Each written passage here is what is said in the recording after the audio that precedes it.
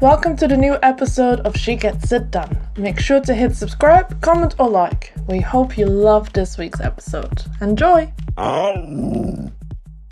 Welcome back to our podcast, She Gets It Done. I am Laura and my co-host Sana is here today. We are gonna get straight into it. And today we want to talk about life with a reactive dog. So what is it like to live with a reactive dog, and some pointers of things you can change or things you can do to cope with that.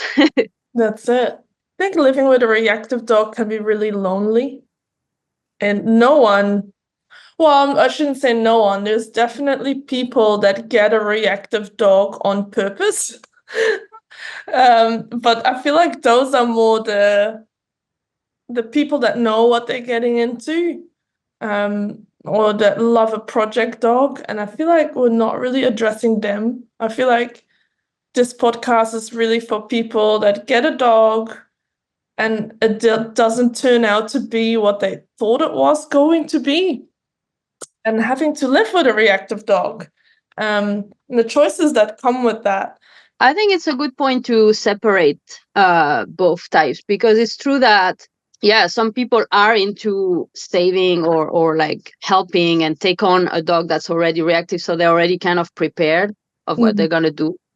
But yeah, in my career, I have encountered quite a few people that didn't know that it was gonna turn out that way, and I think that's really the first step to, be able to live with a reactive dog, is accept that, okay, your dog is probably not the dog you expected to have. So maybe instead of trying to shape the dog into the dog you wanted to have, let's see if we can sort of shape our life that around the can dog. fit the dog better. Yeah. Not completely. Like, I'm not all for like changing your entire life for your dog, but maybe there's a compromise in there that we can reach. And that is such a big adjustment, though. Like, I went through that myself, and I feel like there is parts to that. Like, you first you have to accept, okay, my dog is reactive, and I have to put a lot of work in. And then there's that whole part of like, you get a dog because you want to take him out to places, and you want to take him to friend's house, and you want to go coffee, and you want to go to a park and a beach and just watch all the dogs play, right? Like, that's what we all want. And then you get this dog that's either afraid of everything, or it's aggressive at other dogs or people. If you have a people aggressive dog, your life becomes really, really small. And I think it's a lot of adjustment to even get from, okay, I have a reactive dog, to accepting my dog will never be a park dog, or it will never be a coffee dog, or, like, I feel like there's a really big gap in between those. And I don't know about you, but I'm on quite a lot of reactive dog Facebook pages, like support pages. And I feel like there are still so many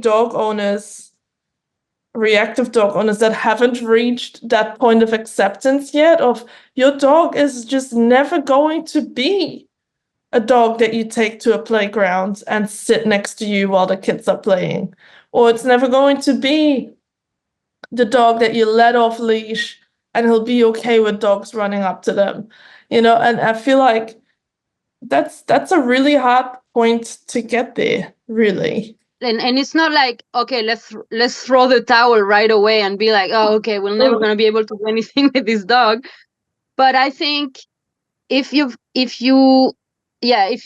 goal is to have taken your dog everywhere and to like busy places, and you can clearly see that it's not compatible with what your dog is like experiencing or living, step one to me is to change your expectations. Like, okay, you thought you and your dog were going to go to cafes and dog parks and the beach and playgrounds or whatever, and clearly that's not working.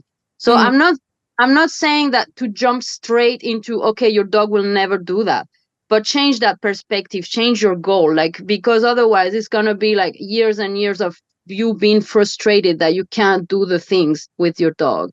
Yeah. So if you change your perspective to your expectations to, okay, but my dog loves hikes and I need to lose weight. Let's go, let's go on hikes then, you Exactly. know, and start doing things that are more suitable to your dog. Start taking your dog places where they can have an enjoyable time, where they can find peace.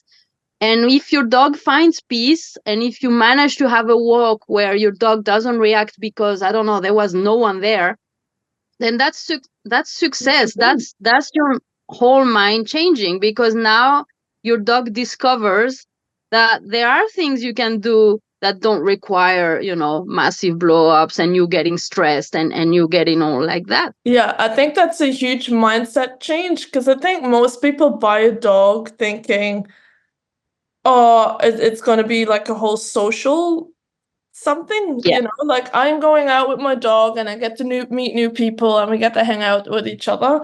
Whereas, for example, when I walk my dogs, it's my mission to find the most deserted places I can, because those are the places I love. Like, I don't want to be where other people are. And that's not like Zelda's not reactive at all. And Lennox is very good now that he's 6, at coping with other dogs, except if they run right up at him. But I really get a kick out of it if I can find a park and I can't see anyone, or I go to a beach at a certain time, maybe when it's drizzling, and the whole beach is empty. And I'm just like, yes, we got the whole beach to ourselves. Like, for me, that's like a first prize. I'm like, yes, we won environment today, It's like, and if I go on a busy day and I see people on the beach, because I mean, I live surrounded by beaches, right? So that's why I like to say beach so often. But when it's a busy sunny day and we drive past the beach and I just see 10, 20 dogs, people picnicking, walking, to me, that's like a nightmare. I look at it, I wouldn't come with that, with I would never go there. It's like, I just don't enjoy that. And I feel like that's probably an adjustment that a lot of people have to make. I remember you having a client that you told me about that you really had to change that mindset of like, go and find the empty parks. That's the best spot to be. Yeah, and I'm not saying that's the solution for every reactive dog. In my case, it was the solution for some people because they tried a lot of things and they really wanted to do this coffee thing with their dog. And I mean, they were so set into thinking that, having a good life with their dog was to be able to take their dog to a cafe because that's what they usually do, that it's like you put the blinders on, and then, like, once you are set into that, okay, that's my goal with my dog, but clearly it's not working, then they just didn't see that there were other possibilities. And in some of my clients' cases, the just coming to term with that, like seeing like, oh, okay, so my dog will never go to a cafe, but that doesn't mean my dog has a bad life. They found another way, like, the way is me. I walk one of these dogs twice a week, just because I'm able to do these things with the dog. No, I don't go to a cafe with the dog, but I take the dog hiking, I take the dog in fun places, I take the dog out with friends, dog friends, and that's enough, and the dog has a really nice fulfilled life, and the owner is very happy with that. So that was a solution for that. It's not the solution for everyone, but I think the key for the owner to feel good and to feel better was to be like, oh, okay, my dog doesn't need to do this thing, go That's to the it. cafe. That's Yeah. it. I think we're tiptoeing a little bit around the topic of avoidance and exposure. And I feel like we are very much, you need to train exposure. I don't know about you, but I would never say in a client session, just avoid everyone or go walk at midnight so you don't see anyone. I know No. there's trainers out there that do that, but that's not what we're saying. We're just saying No. change your perspective of what do you like and what does your dog like? Because for example, that cafe again, your dog probably doesn't like Hey, that activity. Like, it's boring. All they have to do is sit underneath a table waiting till you finish eating, smelling all the food, but not allowed to do anything. Like, going to a cafe isn't that interesting for a dog. Yeah, so if your dog is not able to come, they're not going to be bummed, I'm pretty sure. Like, maybe if they have severe separation anxiety, yes, but then that's a whole different problem. Right? But it's those tiny little things where we actually have to look at, who are we doing this for? Are we doing this for the dog? Are we doing this for you? Because do I want the dog to be able to not freak out when they see a dog when we're walking through a park? Absolutely. We need to work on that. But do I need to put that severely reactive dog in a cafe? No, unnecessary. Why put him through that stress? Or do I need to take him to Bunnings or a Home Depot or a Mitre 10? Like, why are people pushing their reactive dogs into those spaces for the sake of what? Why does your dog need to come and buy a bucket with you? Like, go and buy the fucking bucket by yourself. Right? Like, I just don't get that. And I yeah. mean, it's your right, it's your total right to practice that. But then if the dog explodes, you have that setback and you feel down again, and people looked angry at you because you brought that barking, lunging, aggressive dog in store.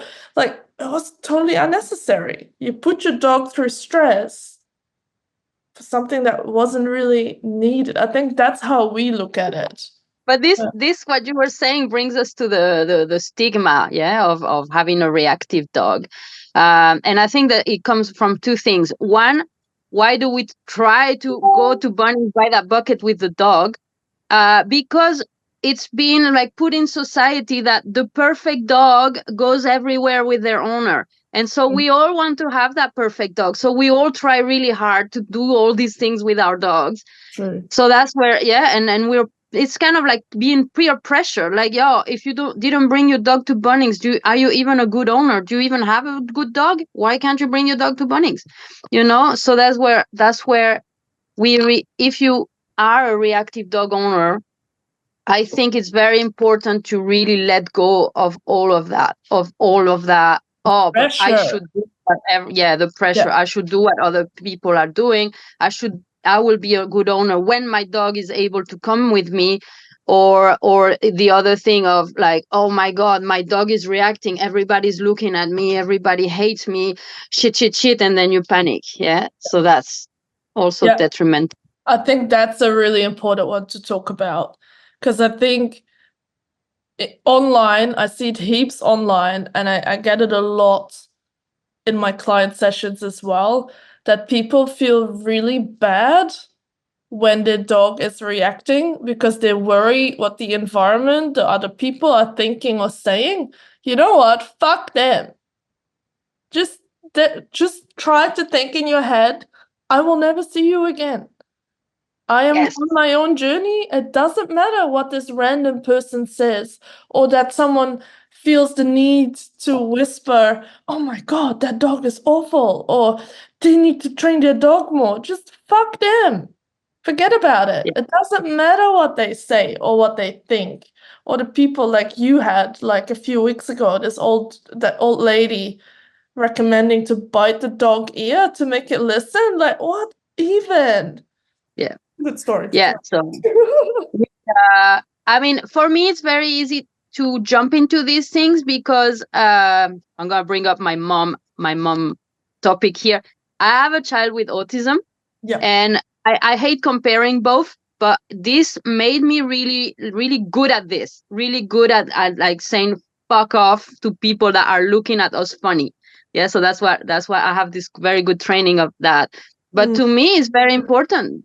Like, yeah, yeah, you have your dog there, and you went too close, or someone came too close to you, and your dog is like acting like a dickhead and going all those things, and you're like really struggling to put your dog into position, and then someone standing there is gonna be like, oh, you shouldn't be here with your dog. And you know what happens? And you feel small, you feel like you want to cry, you feel like fucking hell, this is hell already, and now they're throwing stones at me, you know?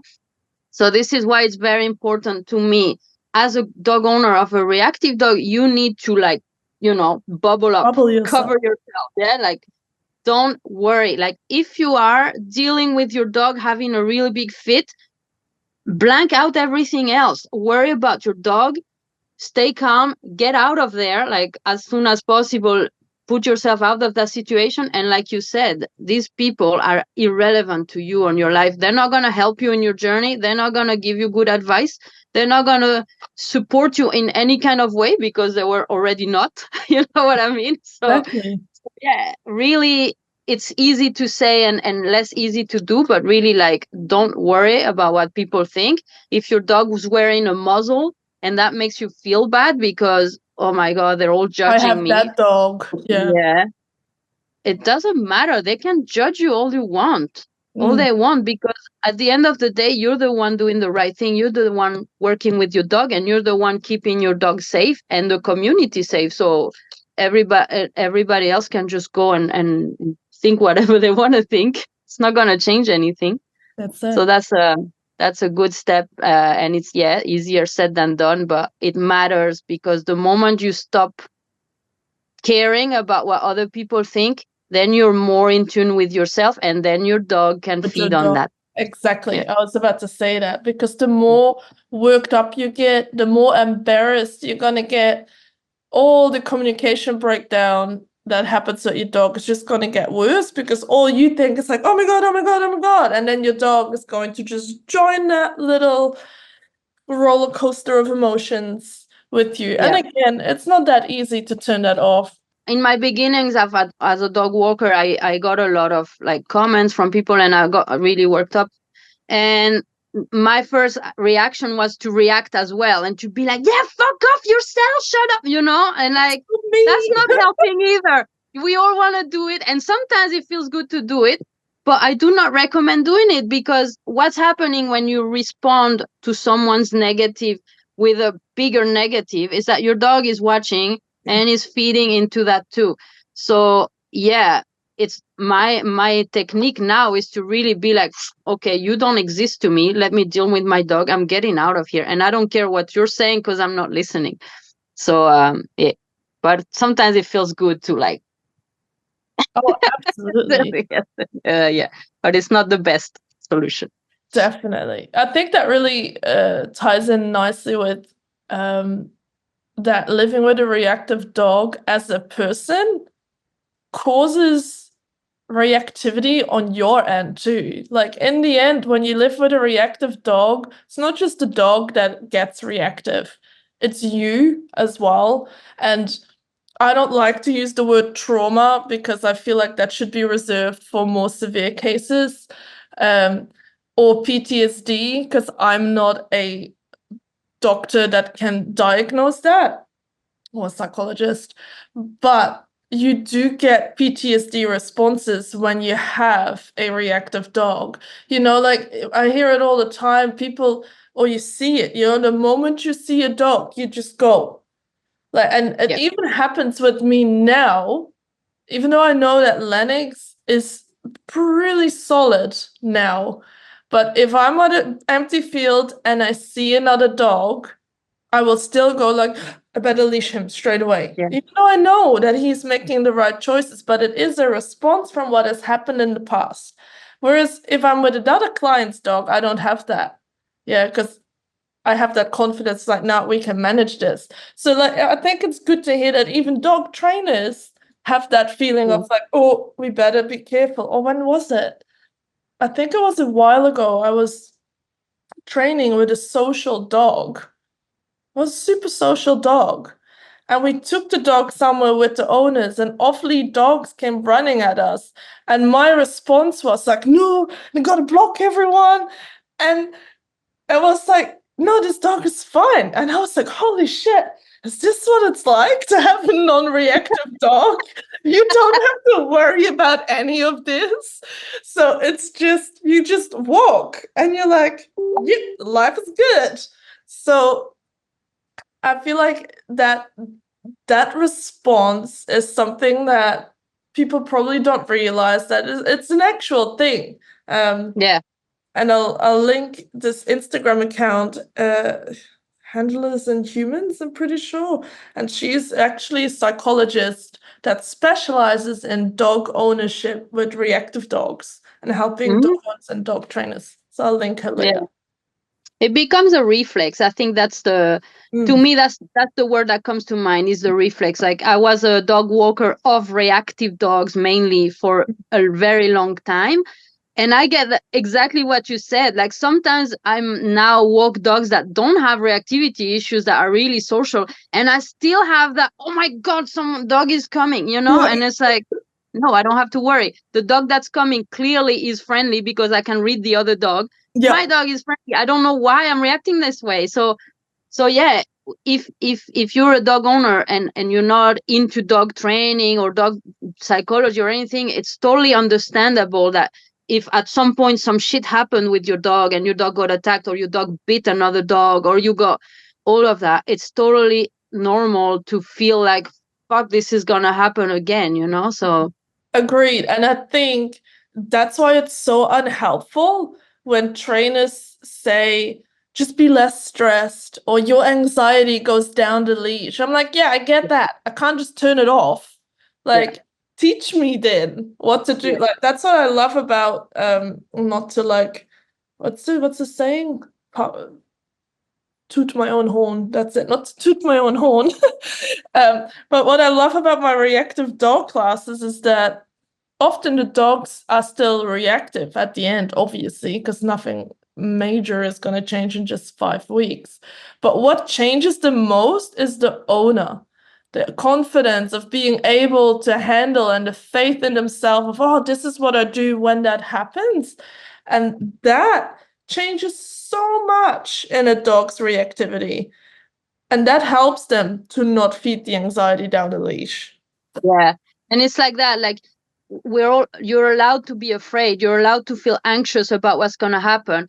But what you can add to that, because you can't get rid of those, and it's the same for your dog, but what you can add is your own training, your own techniques, your own handling, like better your handling, better your way out. Like, some people that I work with, Yeah. they don't even think there is a possibility of going out. Like, imagine you're going to walk past another dog and they're like freezing, and the dog is like reacting, and then I tell them, well, just turn around and go away. And for some people it's like a mind-blowing thing, like, You oh, can do because that. yeah, because you thought you had to keep walking straight. No one's telling you need to keep walking straight. You can totally turn around and like do something else and then come back to it. And so That sometimes it's just about giving solutions, yeah, giving strategies. Like, if you have more strategies, then you can, and then your anxiety will start going down because you have those strategies. yeah, ways to deal with it. And I think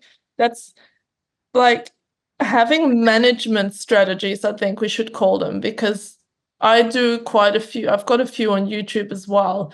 And I know there's heaps of comments on there saying, like, this doesn't solve reactivity. I'm like, yeah, I get that. But it'll help you manage so you have Yeah, less blow ups. Like, there's nothing wrong with you turning around or taking a sharp turn, or if you have to toss some treats on the ground so your dog is busy doing something else, because it just keeps the energy lower, I guess. yeah. And like, if you are living with a dog that is reactive, that's like, let's say 10 years of your life, At least. living with Yeah. that. So if you're gonna make those 10 years, that one walk a day, a challenge because we need to get over this, well, you're gonna be tired after 3 months. So just like, to me, if that's the dog you're gonna live with for a really long time, you can totally pace yourself. Like, unless you have an urgency to fix your dog because something's happened. Mm. Otherwise, just go smooth. Like, yes, sometimes you need to train and challenge your dog, and like keep walking up towards Yeah. a better life, but also, yeah, make your life livable. Yeah. But coming off that, I also think, well, you need consistency, right? Because Yeah. consistency helps you improve. And progress is like this. It's not going to be straight up. Like sometimes you have a really good week and then suddenly we're all back to square one. Like that's completely normal. But what I do think that people need to look at is that if you just do what you always did and that isn't improving, then you need to find something else. Like I see that sometimes on the reactive support groups that people are saying, oh, I've been doing engage, disengage for a year now, and I can still not come closer to other dogs. Find a different method, because if you're Yeah. doing the exact same thing for a year and things aren't improving, well, you need to find something else because it's not working. And I mean, you don't have to go fast, but no one wants to live with a reactive dog for 10 years, right? Like they rather fix it. So if you feel like you're stuck, find something else. And sometimes that means that you have to swap from maybe a force-free trainer to a balanced trainer that does correct the dog. Yeah.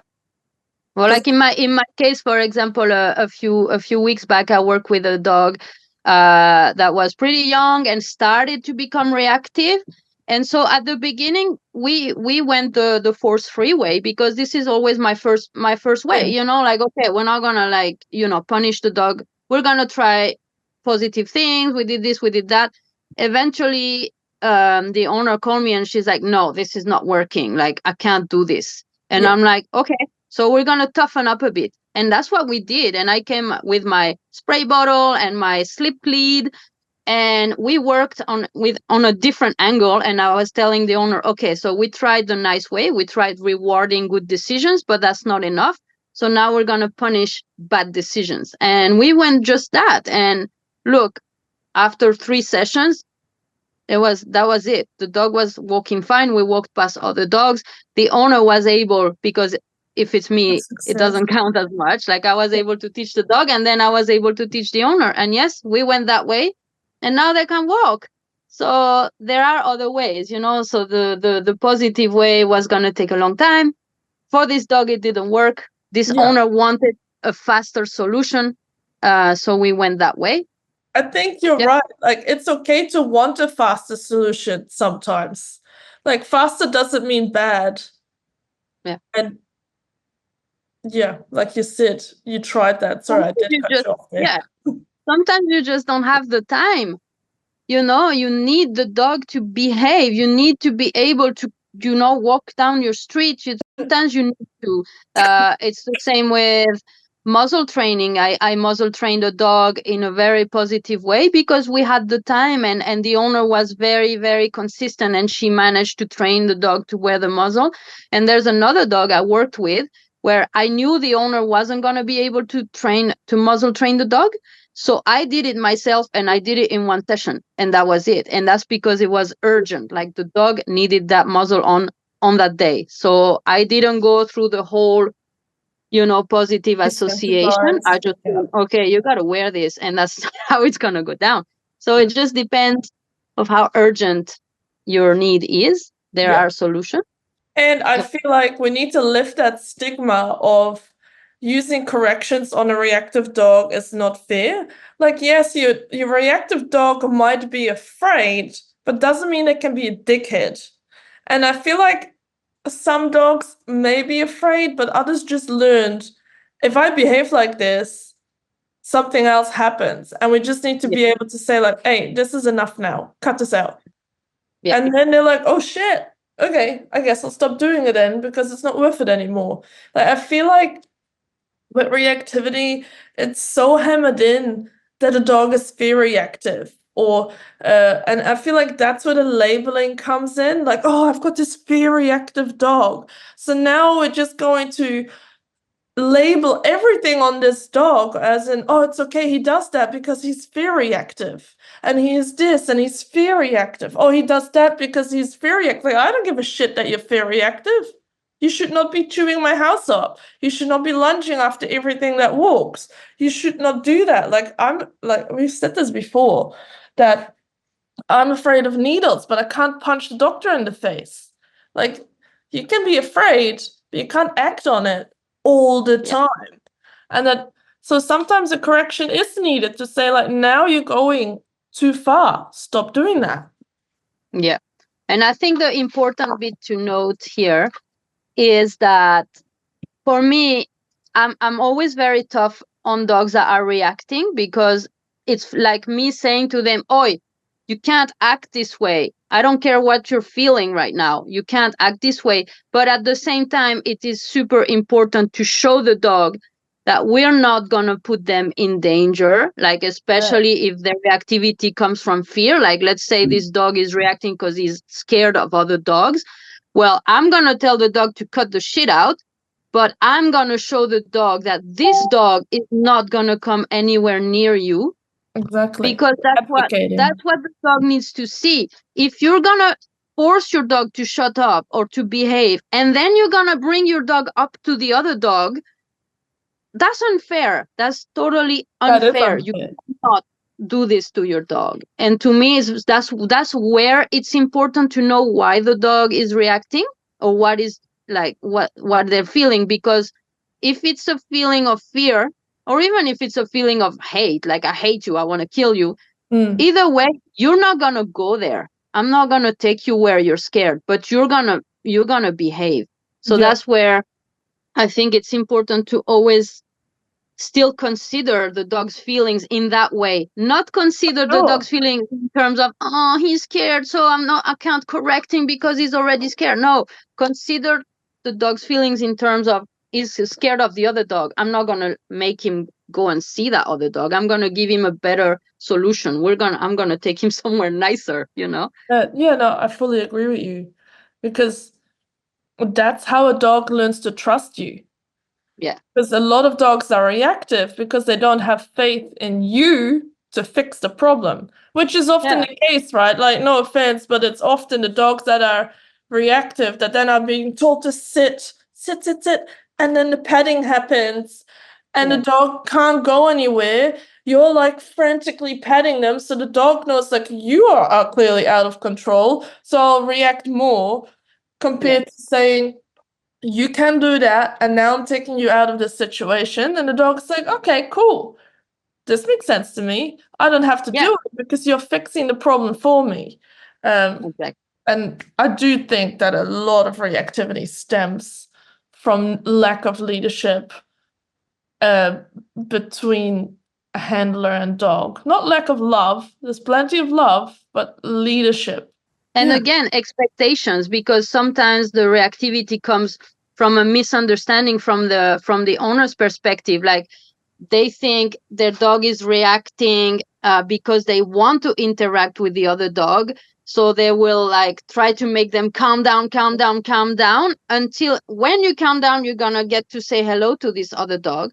But actually, it's happened to me to hear the owner say, yeah, he just really wants to say hello to the other dog. And then me working with the dog, realizing that what the dog wants to do is go somewhere else. Yeah. So sometimes it's just because of a misunderstanding. The owner would have thought that that's what the dog wanted, but the reactivity it's because dogs move forward a lot. They lunge forward.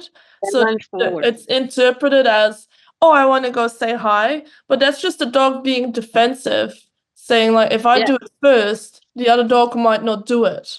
So if I get in, then I have the upper hand. It's like making the first move, really. Okay, so to come back to the labeling thing, this is one very close to my heart, because we hear it a lot with rescues and we hear it a lot with reactive. Yeah, my rescue dog, my reactive dog. So first, my word of advice to anyone that lives with a reactive dog is peel off that label. When you talk about your dog to someone else, or when you type something about your dog on Facebook or on wherever you're typing about, don't say reactive. Try that. Try not to be like, my reactive dog this, my reactive dog that. Just say my dog. Your dog is your dog, whatever he is, because, if it's reactive, if it's fearful, if it's happy, like, you never hear anyone say my happy dog. That's true. It's a bit like manifesting, right? It's a bit like manifesting. The more we say reactive dog, not saying it gets worse that way, but it's just ingraining. Whereas if we take that away, it helps with the mindset change. That's If it. you start with stopping mentioning reactive every time you talk about your dog, or you think about your dog, or you're dealing with your dog, just say your dog. Your dog does this. Okay, your dog is going to react. So your dog does these things. Your dog reacts, yes, but is not always a reactive dog. Like when you're at home and there's no one there, is your dog reactive? No. When you're walking in a path where there's nobody, is your dog reactive? Probably not. So that's really something that is easy to get done. Start working on that. Work on the not saying reactive for everything. And that way you also stop excusing a lot of behaviors just because Yeah. of reactivity. And the same goes for rescue dogs. People love to say they have a rescue dog, even it's been 8 years since they rescued the dog. It's like, your dog is not a rescue dog. And like, Zelda is a rescue dog. I got her at, I don't know, 13 or 14 weeks. She's 5 now. She's not a rescue dog. She's just my dog. Yeah. Same with Cherry. My dog Cherry was a death row dog. So that's even worse. I out rescue you, all right? You win. And she's 9. And she's 9 years old. Yeah. And I got her when she was 12 weeks old. And yes, I could have gone the path, because she has a really sad, fetal story. Like, I can get my fetal out and talk about her. But no. Okay, so peel off that label. That's it. And stop filling in shit. Like, you don't know what happened to the dog. I mean, you know how many dogs I've trained that were supposedly bait dogs, or they were dog fighting ring dogs, or they were hit by men because they're afraid of men. Like, if you don't know the backstory, don't give them a sad sob story. Dogs live in the present. Just live with your dog now and go from there. I tell you, I'm not saying you shouldn't feel bad for your dog at all, but being stuck in that victim mentality isn't helping you or the dog. Yeah. And even if something actually bad happened to your dog, which is much harder to do, move on. Don't start your typing with "my dog got attacked." No. My dog has this problem now. Yes, it got attacked before. Okay, but move on. 8 years ago. Yeah. Your dog got bit 8 years ago. That's not why he's reactive now. That's it. Well, we hope that this podcast helps you a bit feel more understood as a reactive dog owner. Maybe a few pointers where you can improve. This is a good chat to have. Like, it's and we see you. We see you, reactive dog people. We definitely see you. And we'll see you next time on the next episode of She Gets It Done. And thank you for listening. Thank you. See ya. Bye.